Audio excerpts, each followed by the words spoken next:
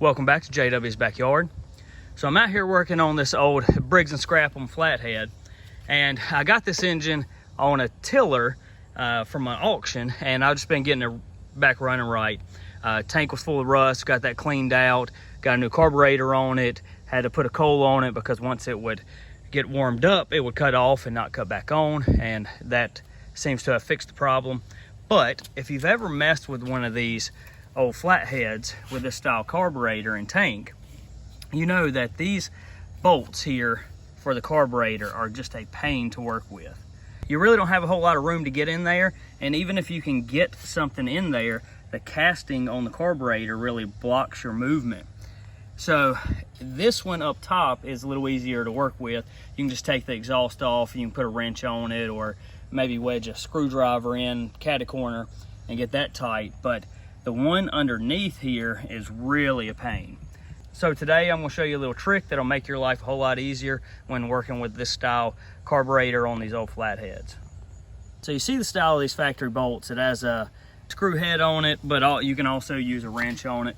Now say if you were in a rush and you didn't want to take this exhaust off, you can see you can barely get a screwdriver in there to get it to turn, but you're not going to get any torque on that thing. You're just going to strip that head out. But let's get the exhaust off and you can see what we're kind of working with.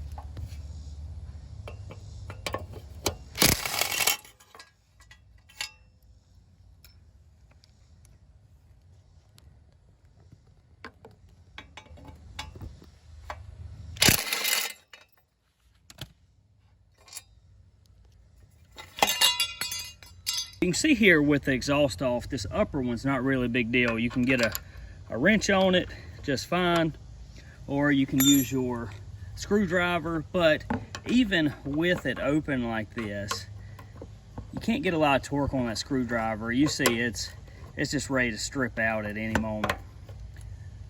But the real problem comes with the bottom bolt.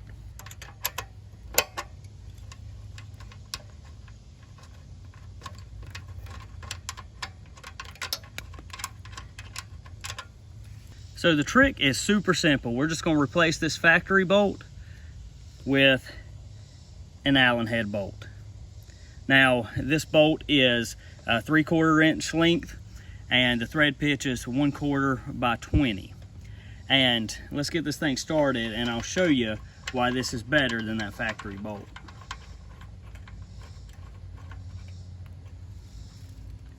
So with that Allen head, we can take a regular old Allen key and we can cut a little bit off. And then we have a nice little compact wrench that fits right up in that pocket.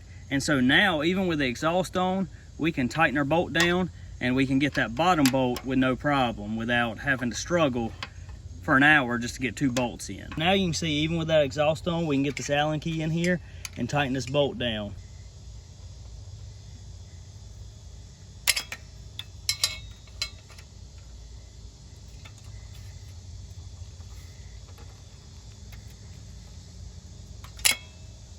Now let's get to that bottom bolt.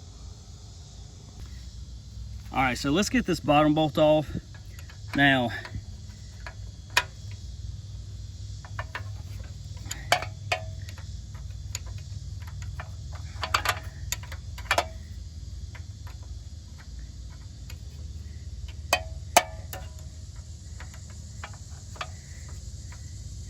it's hard to see, but I'm barely getting just the edge of the wrench on the bolt, and this bolt doesn't have any torque on it. It wasn't really tight, otherwise I wouldn't be able to get this thing off. But you see how slow we're moving,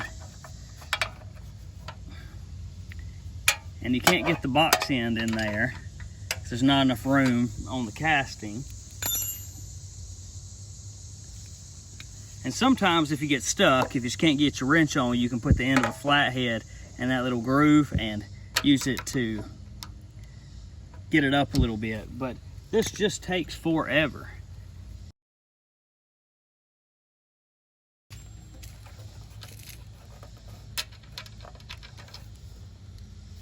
Let's get this other one in, and now we'll be able to get it in there a little quicker, and we're actually able to get some torque on that bolt.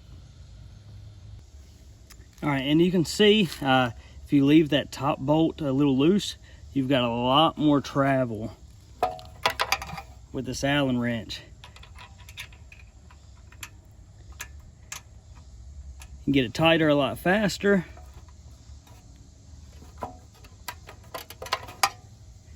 And you actually get some torque on this thing.